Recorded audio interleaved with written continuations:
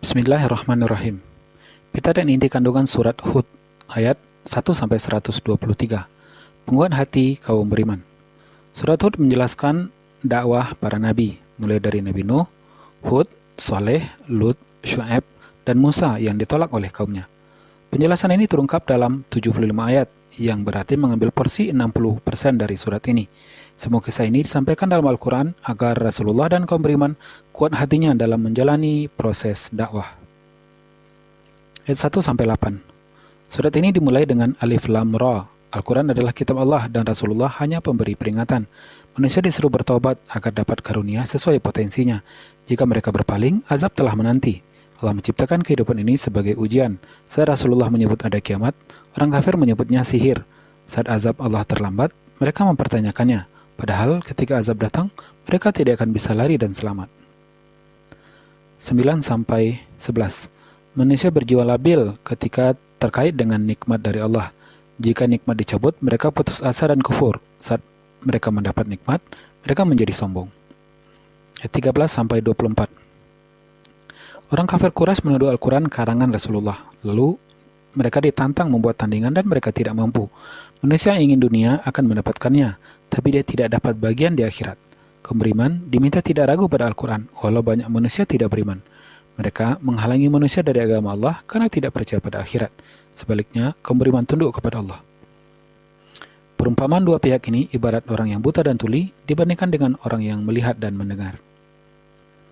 Ayat 25-49. Allah menjelaskan dakwah Nabi Nuh kepada kaumnya. Beliau tidak menginginkan balasan apapun, tapi mereka malah menantang agar azab didatangkan. Nabi Nuh menerima wahyu bahwa orang yang beriman tidak akan bertambah, dan beliau diperintah membuat kapal. Saat banjir datang, Nabi Nuh naik kapal bersama kaum beriman dan membawa serta berbagai jenis hewan berpasangan. Anak Nabi Nuh tenggelam bersama kaum yang ingkar. Sebagai pelajaran, Rasulullah dan kaum beriman diminta bersabar. 50-60. Lalu disebut pula kisah Nabi Hud yang diutus pada kaum Ad. Tapi dakwah Nabi Hud ditolak. Nabi Hud menyatakan tidak bertanggung jawab atas keingkaran mereka dan siap menghadapi makar mereka. Nabi Hud bersandar penuh kepada Allah. Kaum Ad mendurhakai para utusan Allah dan patuh pada penguasa yang aniaya. Atas sikap itu, kaum ini dilaknat dunia dan akhirat. 60-68. Allah juga mengutus Nabi Saleh pada kaum Samud. Beliau menyuruh mereka untuk meninggalkan sesembahan warisan nenek moyangnya. Allah memberi mukjizat unta betina. Tapi kaum Samud menyembelih unta itu. Dalam 3 hari, datanglah azab berupa guntur yang membuat mereka mati bergelimpangan. Ayat 84-95.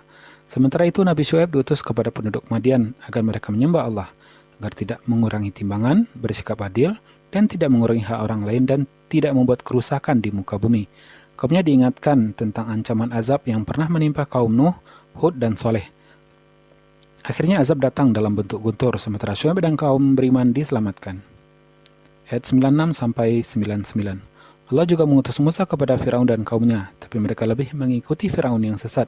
Firaun memimpin kaumnya di hari kiamat hingga masuk ke dalam neraka. Ayat 102, 117, dan 119.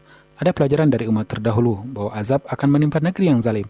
Sebuah negeri tidak akan dibinasakan bila penduduknya baik, dan manusia itu berbeda dan berselisih, kecuali yang mendapat rahmat. Ayat 100 dan 109-115. Dakwah Nabi terdahulu adalah ibrah dan pelajaran bagi Rasulullah dan umatnya. Rasulullah dan kaum beriman diminta istiqamah, tidak melampaui batas dan tidak condong kepada orang-orang yang zalim. Ayat 120-123. Semua kisah Nabi dan Rasul terdahulu dipaparkan dalam Al-Quran untuk menjadi penguat hati Rasulullah. Hal ini juga menjadi pengingat dan pelajaran serta obat hati bagi kaum beriman.